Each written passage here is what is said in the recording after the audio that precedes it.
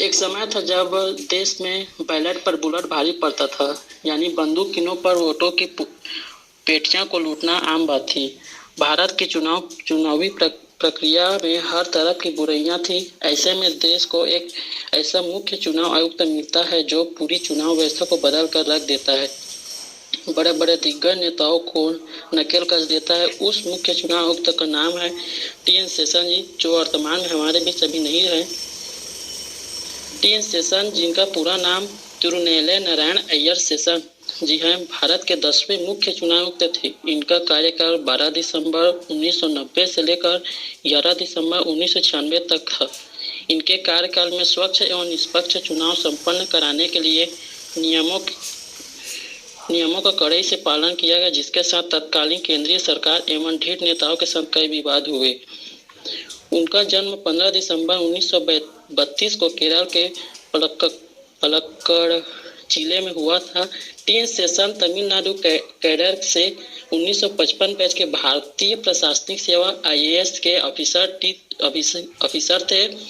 TN. Seshan ने भारत के 18वें cabinet सचिव के रूप में 27 मार्च 1989 से 23 दिसंबर 1989 तक सेवा दी।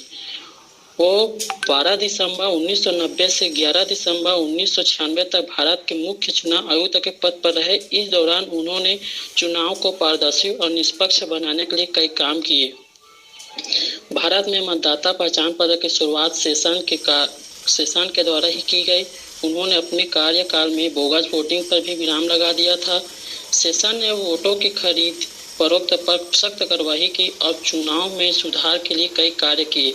पोलिंग बूथों को स्थानीय दबंगों के चंगुल से आज़ाद कराने के लिए केंद्रीय पुलिस बलों की तैनाती शेषन के द्वारा का अहम फैसला था। यही नहीं, उम्मीदवारों को अपने चुनाव प्रचार में कितना खर्च करना है और पोस्टर बैनर में निजात दिलाने में भी उनकी भूमिका काफ़ी महत्वपूर्ण मानी जाती है। शेषन ने ही चुनाव खर्च की सीमा और कैंडिडेट को जांच के लिए लेखा जोखा देने का प्रावधान भी लागू किया। उन्होंने चुनाव के दौरान शराब पर प्रतिबंध लगा दिया और धर्म के नाम पर चुनाव प्रचार पर भी रोक लगाने का काम किया। निर्वाचन आयुक्त के पद से रिटायर होने के बाद शेषन ने 1997 में राष्ट्रपति का चुनाव भी लड़ा। इस चुनाव में वे के.आर. नारायण से हार गए थे। टी.एन. शेषन को 1996 में मैग्सेसे अवार्ड से भी सम्मानित किया गया था। 10 नवंबर 2019 को टी.एन. शेषन का निधन हो गया था।